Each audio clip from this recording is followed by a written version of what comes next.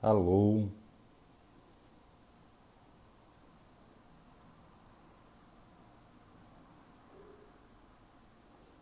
boa noite. Será que.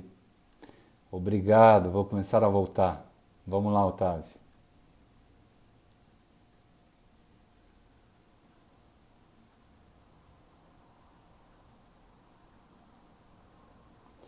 Obrigado, gente, por ter voltado. Eu acho que. Cancela. Vamos esperar o Otávio entrar novamente. Desculpa essa, esse problema técnico aqui. Ao vivo é assim, principalmente. O Otávio já está entrando, gente. Só um minutinho para a gente continuar. Oi, Vamos Raul. lá? Eu nem sei, foi a minha ou a Voltando. sua que caiu? Não sei. Acho que a tua travou antes e depois a minha também. Mas vamos lá. Pedir desculpa para os colegas aí que estão dentro. Estou pensando, acho. A tua tá travando para mim.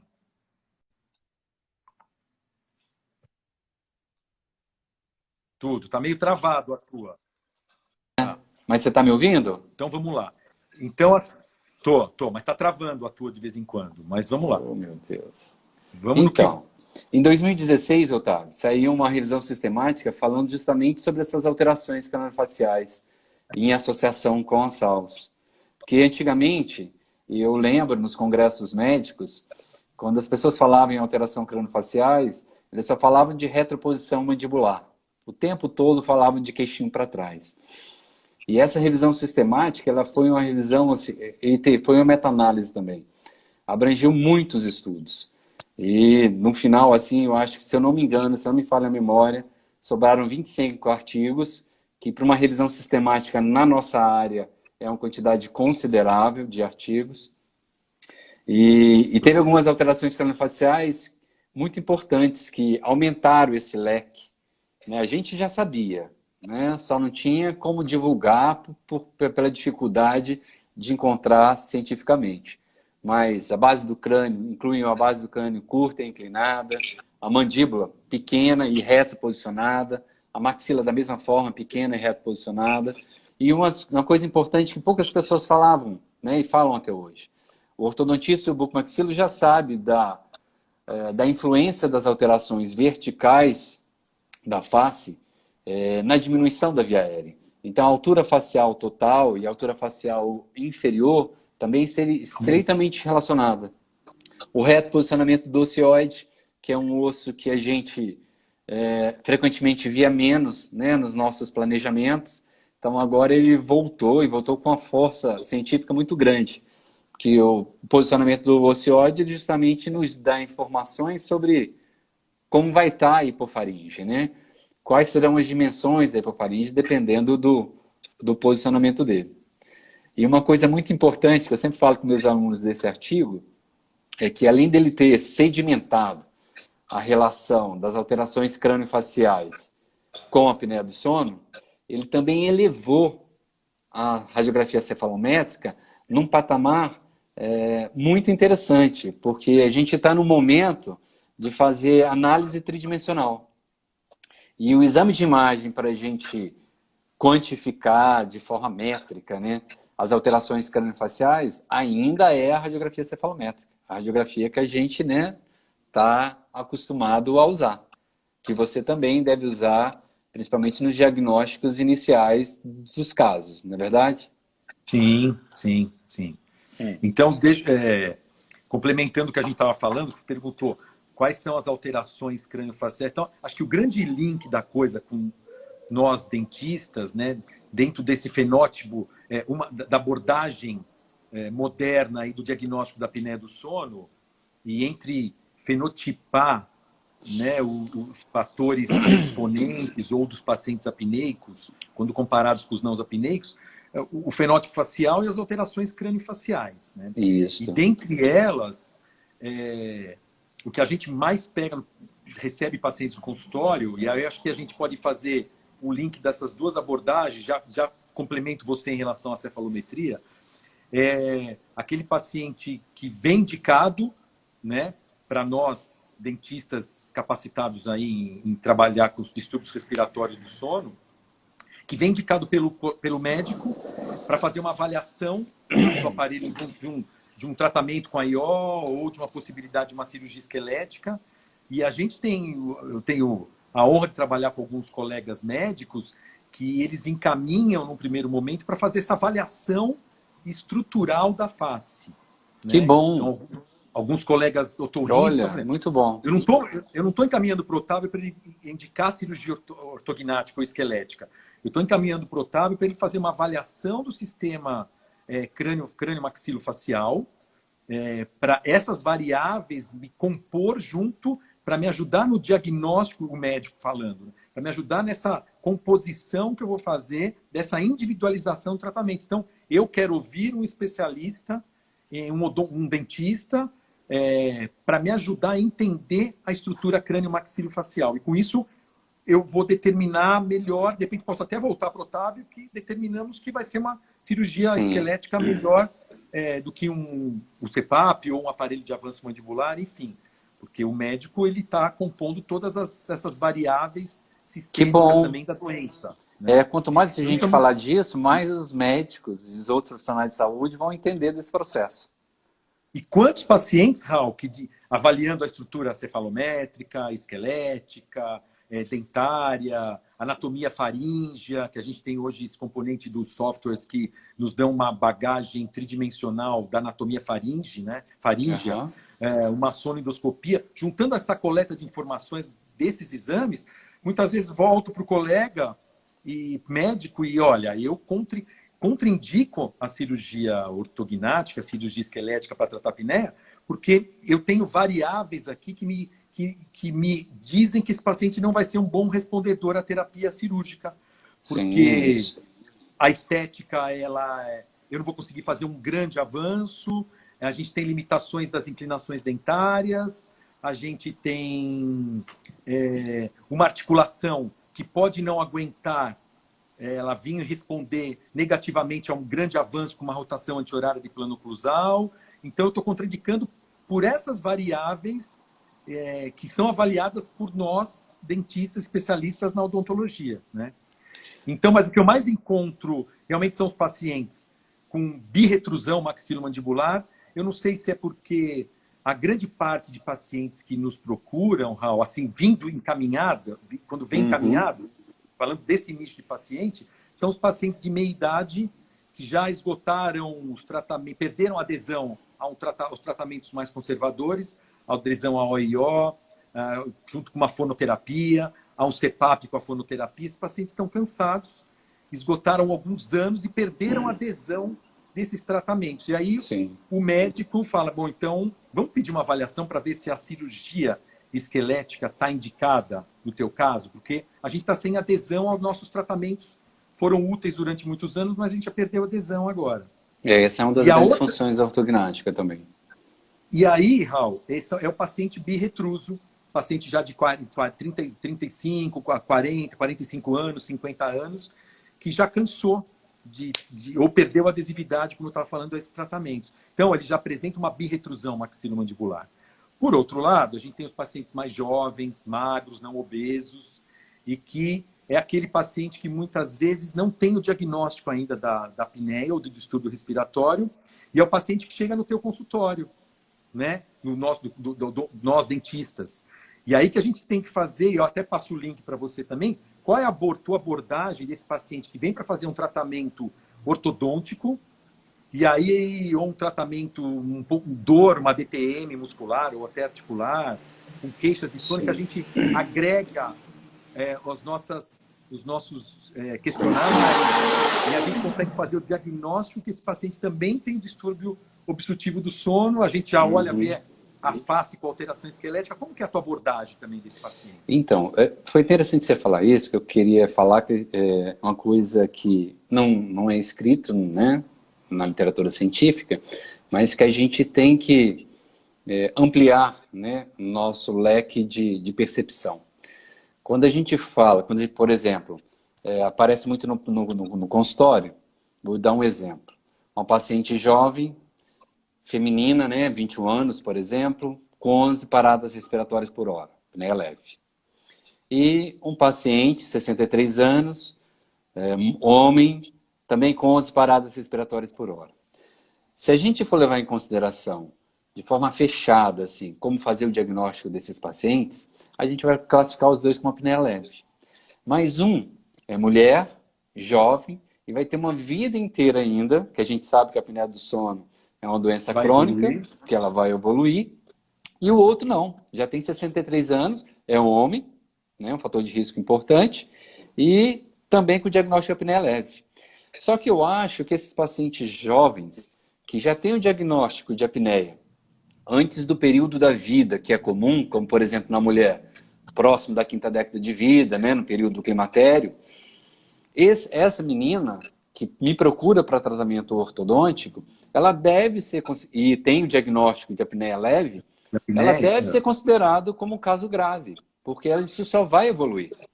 Ela vai ter dificuldade de manter o peso durante o passar dos anos, ela vai ter mais flacidez muscular durante o passar dos anos, e essa apneia só tem a tendência a piorar. Então, quando você vai ler nos artigos científicos falando de cirurgia ortognática, dão uma indicação para os casos de moderado a grave, excluindo os leves. Isso faz com que a maioria das pessoas tenha a percepção que aquele caso de leve, ele não deveria tratar como sério, como grave. Eu acho isso um erro da interpretação do clínico, a princípio. A outra coisa também é que, quando o paciente chega no consultório, adulto, né, querendo fazer tratamento ortodôntico, hoje é função do ortodontista e do cirurgião bucomaxilofacial, além de fazer todo o seu exame comum à sua especialidade, ele estender no seu exame clínico, o exame da orofaringe, incluir alguns questionários, ou questionário, ou algumas perguntas no seu prontuário, para que você possa identificar nesse indivíduo adulto que te procurou só por alguma alteração de posicionamento dentário ou de manipulação dos ossos da face, você fazer o diagnóstico preliminar de um possível distúrbio respiratório do sono e encaminhar. Porque é inconcebível hoje que chegue um paciente adulto e você não faça esse diagnóstico. Porque se o paciente... Tô pondo aqui, Raul, tô pondo até aqui o Stop Bang, né? Isso, é um questionário rápido, pode falar sobre ele. Um questionário rápido que ajuda no diagnóstico, né? Então, nesses casos, nessa abordagem que está falando, que o paciente chegou para fazer um tratamento odontológico, eu diria, não só ortodontista ou bucomaxilo, mas um tratamento odontológico que você, na tua abordagem de coleta de informações, que acho que isso é fundamental, né? Coletar dados, e a gente nos nossos cursos lá do sono fala, abordagem inicial é diagnóstico, é coleta de informações. Então a gente tem que ter várias informações para poder formatar N informações para daí você, por mais que venha fazer um tratamento ortodôntico, você ter essas abordagens. Que daí você pode mudar o teu tratamento, né, Raul? Claro, porque nesse paciente que veio te procurou, para você fazer a movimentação dentária, para melhorar o sorriso, a estética, tudo. E se ele for apneico, muda tudo de figura. E dependendo da gravidade da apneia dele, e ele não quer operar, por exemplo, tem uma apneia grave e não quer operar. Você tem que pensar num planejamento estratégico, ortodôntico e tratamento clínico do sono. Você tem que agregar as duas coisas. Porque a apneia do sono é uma doença que é associada a várias comorbidades, pode levar a óbito e não pode estar fora do diagnóstico do cirurgião dentista, que é um profissional da saúde. Então aí tem que estar incluído.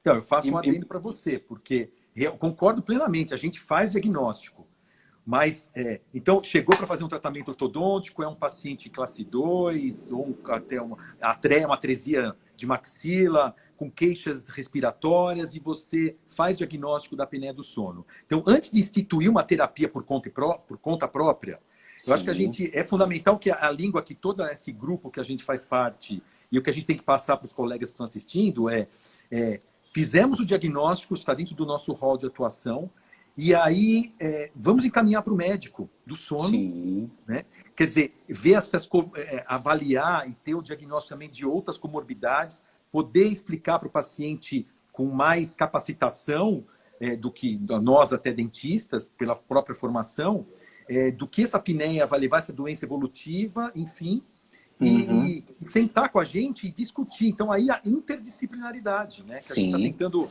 A ABS é o mote da BS também, da Bros, nesse biênio teu e da Andrea. E aí, a gente sentar, quer dizer, não é porque a gente fez diagnóstico que a gente vai tratar ele com os arsenais terapêuticos que a gente tem, né? E não é indo para o colega médico que vai ter a bagagem, vai poder avaliar a parte cardiovascular, riscos de morbidade cardiovascular a médio e longo prazo, alterações metabólicas, que a gente não tem capacitação para isso. E esse link, essa composição de nós dois, vamos chegar e vamos determinar, individualizar o tratamento. Então eu falo, olha, nós enxergamos que é um paciente que tem uma alteração esquelética e estrutural, então acho que ele vai para uma terapia, ia para uma terapia ortodôntica compensatória, mas a gente pode ir primeiro para vamos tentar um tratamento conservador, vamos para um AIO, ver se ele tem adesão a isso, ou vai instituir uma terapia com CPAP, e depois disso, de repente, o paciente não tiver adesão, mas a composição desse tratamento ele é interdisciplinar. Interdisciplinar. Né? E mais uma coisa, eu estou falando isso do paciente jovem, porque se você for para a literatura, você só vai incluir casos moderados e graves para a cirurgia ortognática. E nesse momento que ele te procurou para você promover uma intercuspidação, melhorar o sorriso dele, e você faz o diagnóstico em conjunto com o médico de um problema maior, sistêmico, imagina uma mulher de 21 anos, você instituir para ela a correção do sorriso dela e o uso de um CPAP para o resto da vida. Então, eu acho que é salutar o profissional nesse momento... Desculpa te interromper, mas eu diria mais. Desculpa te interromper, eu até diria mais. Você institui... Você não tem o diagnóstico, ele te procura para fazer um tratamento ortodôntico funcional ou estético, você institui com alteração esquelética, você institui uma terapia compensatória e depois esse paciente, isso é muito comum, hein? Um ano depois, 2 anos, esse paciente tem o diagnóstico da apneia, mas já era sintomas, já tinha apneia, e aí ele não tem adesão a um CPAP e depois ele vai para um outro colega e fala assim, olha, estou propondo para você, como sem ter adesão, eu sou um especialista em sono, a cirurgia ortognática. Peraí, mas há 1 ano atrás eu fiz uma compensação porque eu não queria cirurgia ortognática. Ah, mas você tinha o diagnóstico da apneia? Não, a gente não fez o diagnóstico da apneia. Então, vai descompensar. Então, esse paciente fica para... Então, é exatamente isso que você está falando, né? E o pior, diagnóstico, né? A maioria das compensações dentárias esqueléticas, né? A gente vai fazer compensação com a movimentação do dente por conta de um problema esquelético. Você diminui o espaço da boca e com isso você posiciona a língua para trás e a língua ocupa o espaço do orofaringe. Então, além de você não fazer o diagnóstico, você pode piorar o quadro. Bom, mas para a gente evoluir, que eu acho que essa é uma coisa que eu queria falar. A velha frase de... Tá. A velha frase de compensar não compensa, né? E nos compensar não compensa. Nos casos que você faz esse diagnóstico, você tem que propor a cirurgia ortognática como um tratamento eletivo, né? O tratamento padrão ouro nesse momento. Né? Por isso que eu acho que essa discussão ela é muito importante. Muito importante. Eu lembro que também, Raul, há uns 2005, 15 anos atrás, a gente, na faculdade, passou num bate-papo com o Dr. Kurt Faltin Júnior, né, uma grande referência da ortodontia aqui no Brasil. Isso em 2005, ele falou assim, o ortodontista que não estiver olhando só para dente, não estiver olhando para face, em 2005, para harmonia facial, para via aérea, uma via aérea permeável, e fizer um tratamento ortodôntico não olhando para essas estruturas, está fadado ao insucesso, né? Não é uma ortodontia contemporânea. Sim. Então... Já que a gente está falando desse assunto, tem 2 perguntas aqui que eu vou ler para a gente já passar para o próximo assunto.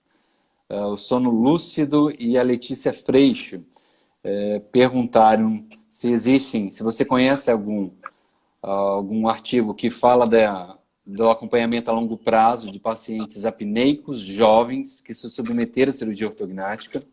E eu não conheço nenhum. Você conhece algum? Então, a gente tem até aqui, eu até posso passar, acho que eu tinha separado. Mas são jovens? Não. O N em cirurgia ele é muito variável, né? A gente não consegue ter um N muito mais específico, randomizado, que ele é muito variável. Então, os artigos realmente têm um...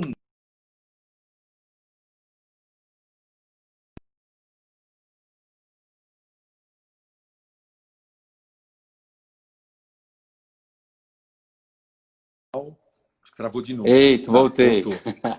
E a doutora Voltou. Letícia Então, também perguntou. é muito variável, né, Raul? Tanto em termos de H e de idade do paciente, não dá para você ter uma amostragem bem uniforme. Os trabalhos de pacientes submetidos à cirurgia ortognática para apneia não são amostragens padronizadas. Sim. E a doutora Letícia perguntou se nos casos leves, que a gente faz cirurgia ortognática, ela pode ser indicada para prevenir ou postergar a progressão da apneia do sono. Você acredita nisso? Acredito. Então, assim, mesmo que o paciente não tenha o diagnóstico, ou não tenha uma apneia, um paciente jovem, mas por toda a característica, aí entra a avaliação das variáveis, que eu falo nos congressos, que para mim é muito importante. Vamos avaliar cada variável e juntar esse quebra-cabeça e tentar fazer uma leitura do que pode acontecer com esse paciente a médio e longo prazo, né? Então, isso pode prevenir um colapso de via aérea e uma apneia obstrutiva mecânica. É isso que eu falei também no início. Existem três grandes fatores, tem vários fatores da apneia do sono, né? Mas existem três grandes fatores que determinam ou orientam assim o tratamento: a obesidade, alterações craniofaciais e alteração do controle neuromotor. E se nesse paciente, doutora Letícia, as alterações craniofaciais elas forem preponderantes como fator de risco à apneia do sono, eu acredito que a cirurgia ortognática vai postergar, durante alguns anos, não posso falar quanto, mas vai postergar muito a evolução ou a incidência da apneia de sono nesse indivíduo.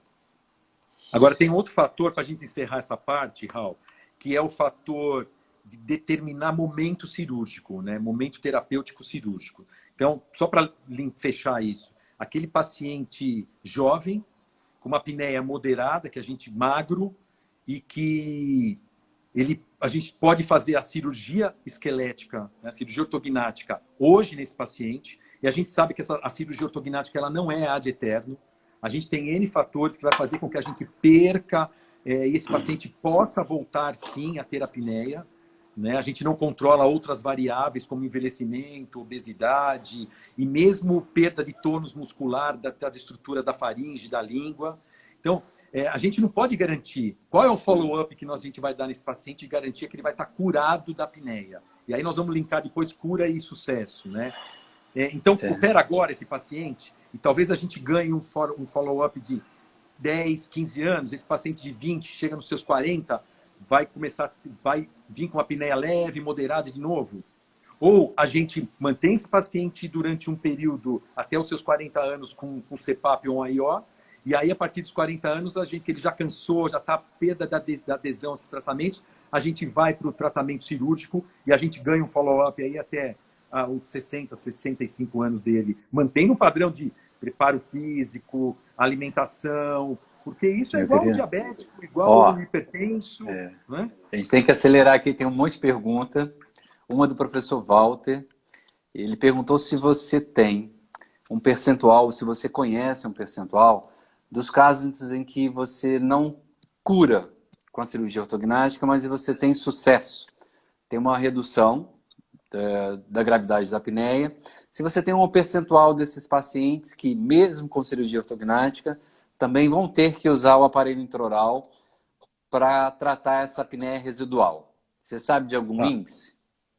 Bom, eu tenho a minha casuística, né? E a literatura também não mostra muito isso, não dá desfecho. Não dá desfecho a longo prazo, Walter. Mas eu não quero ser prepotente, mas qual que é a busca? O que eu busco nos pacientes é cura. Então, vamos até separar aqui o slide, né? Para mostrar, falar um pouquinho, aproveitar o gancho do Walter e falar um pouquinho de... Vou até pôr aqui numa aula que eu dei, mas a gente fala assim, né? Terapia cirúrgica, sucesso ou cura? E aqui esse artigo, ele redefinindo sucesso e cura, uma meta-análise também com evidência. Não quero dar, não é aula aqui, mas só para ilustrar, né? Então, o que é sucesso em cirurgias para apneia, não só as esqueléticas? Diminuição do IH em 50% ou para índices menores do que 20%. E o que é cura? Então, a gente fala na cura pela Academia Americana de Medicina do Sono, que é o IH para menor do que 5%, e a cura, uma cura clínica, que a gente levaria esse paciente pós-cirúrgico para um IH menor do que 10, menor ou igual a 10, sem sintomas. Então, só para ilustrar, né, as cirurgias faríngeas, sucesso em comparação com as cirurgias esqueléticas, nessa meta-análise. Então, 55%, eu não vou entrar em detalhes dessa meta-análise, mas 55% desses indivíduos que fizeram parte dessa meta-análise tem cura nas cirurgias faríngeas, sucesso das cirurgias faríngeas, 55%, e na esquelética, 86%, que é reduzir, então, o IH em 50% ou menores que 20%. O sucesso nas faríngeas, IH menor do que 10%, 31%, na esquelética, 45%, e a cura objetiva, né, que é aquilo que a Academia Americana determina, 13% nas cirurgias faríngeas e 43% nas cirurgias esqueléticas. Agora, por que meus pacientes, eu posso até mostrar aqui para vocês depois o meu N, que vai fazer parte do trabalho para ser publicado, 80%, 90% é cura. Porque, nossa, eu opero, eu sei operar, eu faço algum milagre? Claro que não. O que eu faço é o que meus colegas fazem. A indicação. E a indicação, ela tem que vir de a gente predizer bons respondedores, né, Raul? Então, se a gente consegue predizer as variáveis e avaliar variáveis que nos predizam que esse paciente vai ser um bom respondedor à terapia cirúrgica, eu vou operar esse paciente, porque eu não quero sucesso. Sucesso eu não quero, Walter. O sucesso, eu pego um paciente de IH de 5, apneia grave, 50, 60, 70, 40, e a gente vai continuar mantendo ele, se a gente tem o sucesso, ainda apneico. Eu vou reduzir 50%. Eu tenho que ter a cura. E para ter a cura, eu tenho que entender maximizar os movimentos. E tentar predizer bons respondedores à cura e não a sucesso. Eu não quero sucesso nos meus pacientes. Eu tenho que ter a cura. Então, se eu tenho um paciente, que até o Danilo Otorrino me encaminhou outro dia, uma paciente birretrusa, 35 anos, apneia moderada, todos os aspectos favoráveis, uma oclusão classe 1, um pouquinho compensada, mas que poderia fazer, até nesse caso, vamos entrar no benefício antecipado, operar primeiro, depois fazer um pouquinho de uma mecânica ortodôntica para melhorar as inclinações desses dentes. Eu contraindiquei, porque essa paciente tinha uma artropatia degenerativa na articulação importante, côndilos minúsculos, discos deslocados, sem redução, alterações na cabeça da mandíbula importante. Se eu vou fazer a cirurgia que eu tenho que fazer para ter a cura desse paciente, eu vou fazer um grande movimento com uma grande rotação anti-horária e eu posso ter uma remodelação disfuncional nessa articulação e ter reabsorção condilar pós-cirúrgica.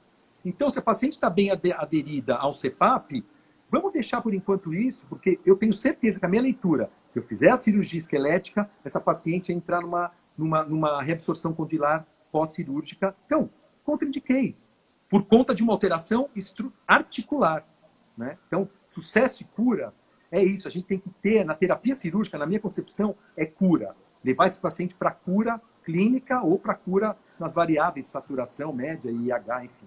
Né? Deixa eu fazer mais uma pergunta aqui, Otávio. Qual o melhor momento para a cirurgia ortognática? Queria que você falasse, porque o momento da cirurgia é quando tem um diagnóstico, mas levasse em consideração as alterações musculares, a flacidez muscular. Quando que é melhor a indicação da cirurgia ortognática?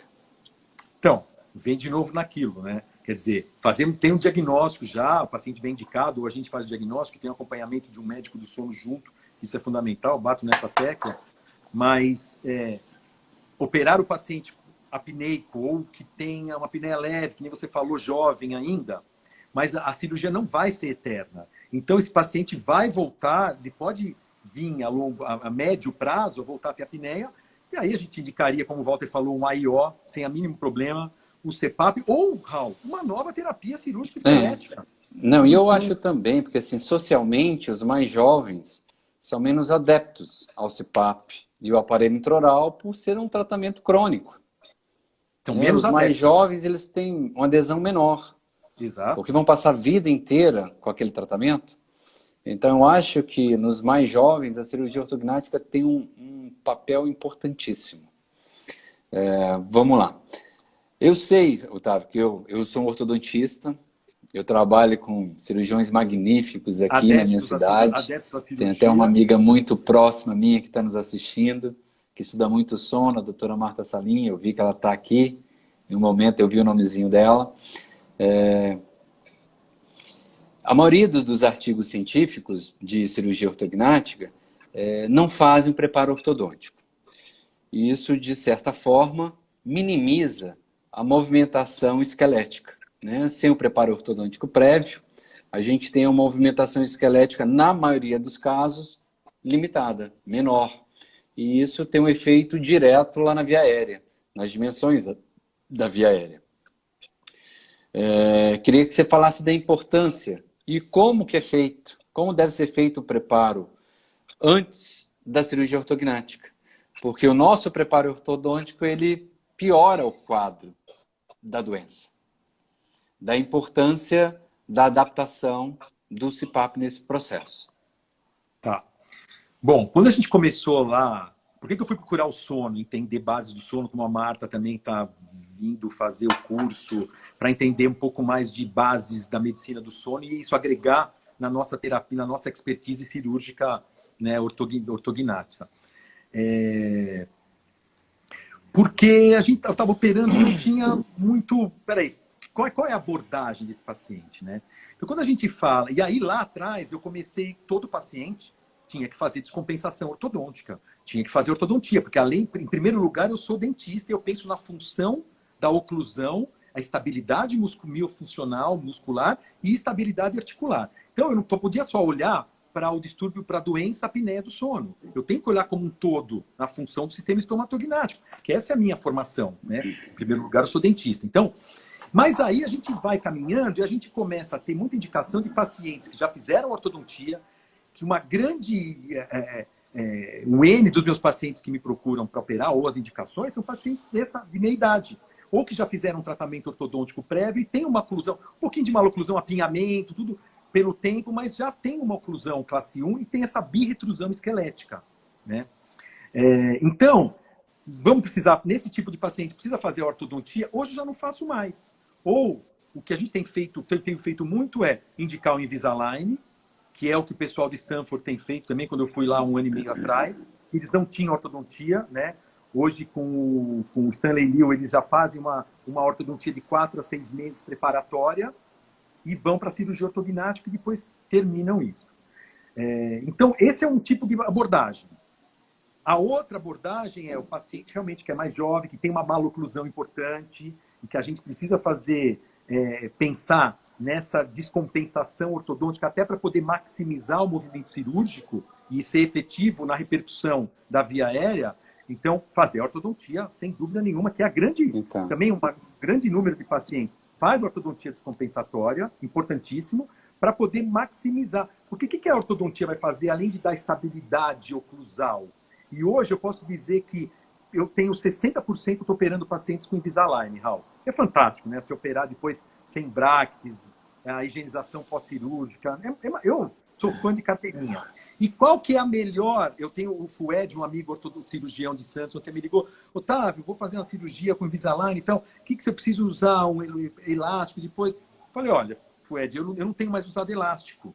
Porque o paciente faz Invisalign, a Kika, o laboratório da Kika, acho que muitos ortodontistas estão aqui, conhecem, então ela faz um estabilizador pós-cirúrgico com alguns ganchinhos e tal. Eu acabo nem usando, porque a melhor estabilidade oclusal, a melhor é o quê? Oclusão.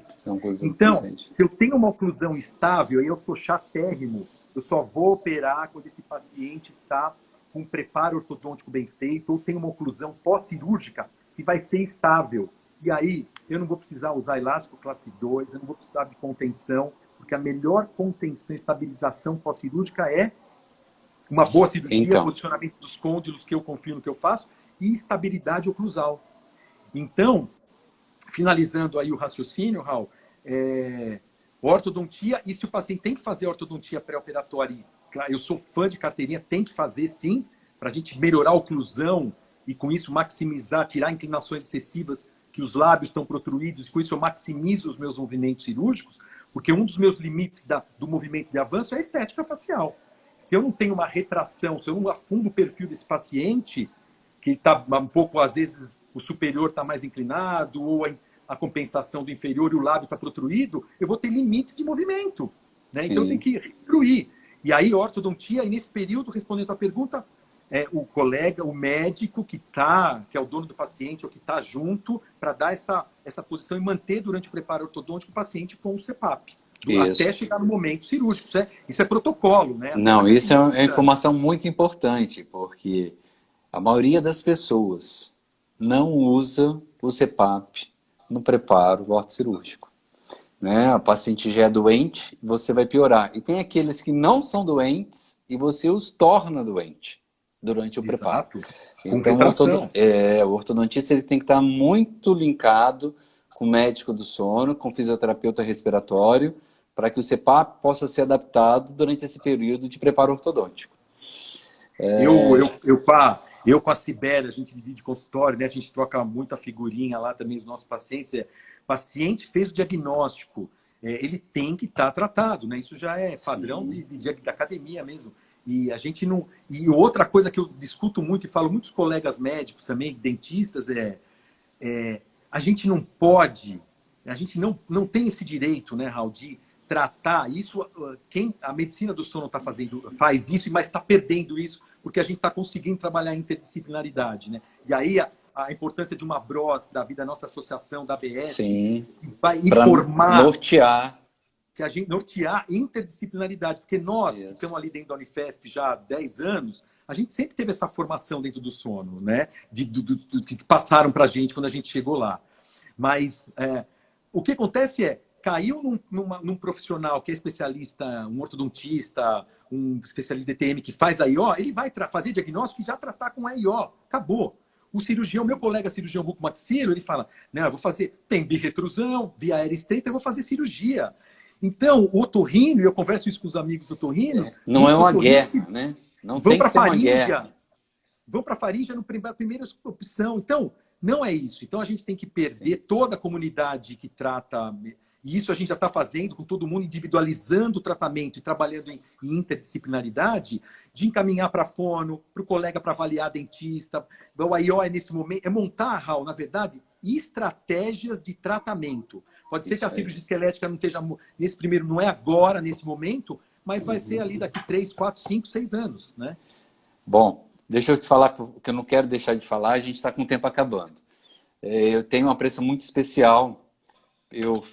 Minha dissertação de mestrado foi com a ERMAC, com a expansão rápida da maxila assistida cirurgicamente, e o Carlos Alberto nos perguntou o que a gente acha que a expansão da maxila assistida cirurgicamente, se ela melhora ou não a apneia nos adultos.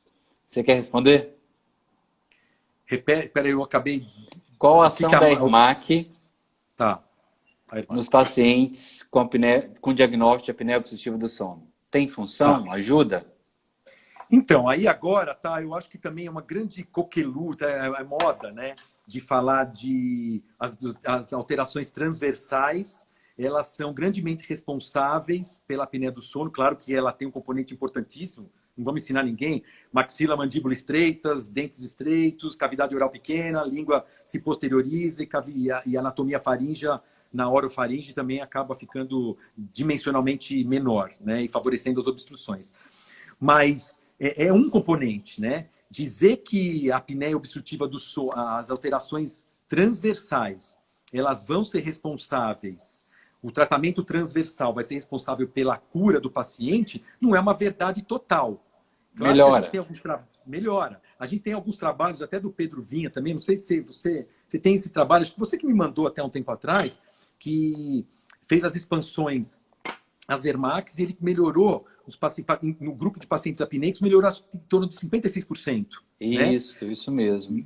Isso a gente falando nas expansões cirúrgicas, a colocação do aparelho ortopédico, a cirurgia de osteotomias para liberar os pilares e depois fazer a distração ortopédica transversal pós-cirúrgica.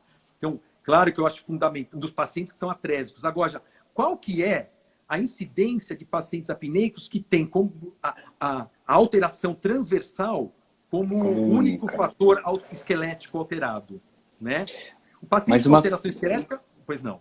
Mas uma coisa importante nesse processo da deficiência transversa da maxila é que, se possível, né, levando em consideração o corredor bucal, o sorriso, sabendo que a gente tem quase resolução de metade dos eventos obstrutivos apenas com movimento transverso, o bucomaxiloortodontista eles devem privilegiar, incluir essa cirurgia no contexto do tratamento do paciente apneico.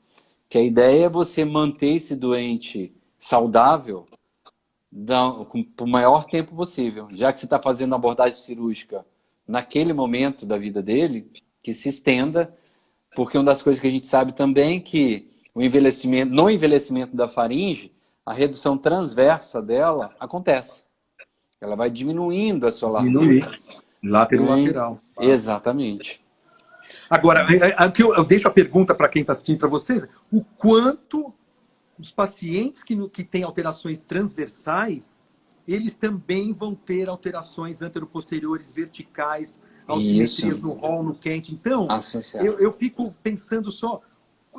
Eu não tenho uma gama de pacientes que tem só alteração transversal. Ele vai ter outras alterações esqueléticas. Então, eu conjugo, e eu diminui muito a minha cirurgia, expansão cirúrgica, fazendo a cirurgia ortognática e muitas vezes fazendo a expansão junto com a ortognática, e você já conjuga o transversal também. Agora, só o transversal em detrimento do vertical e do anteroposterior?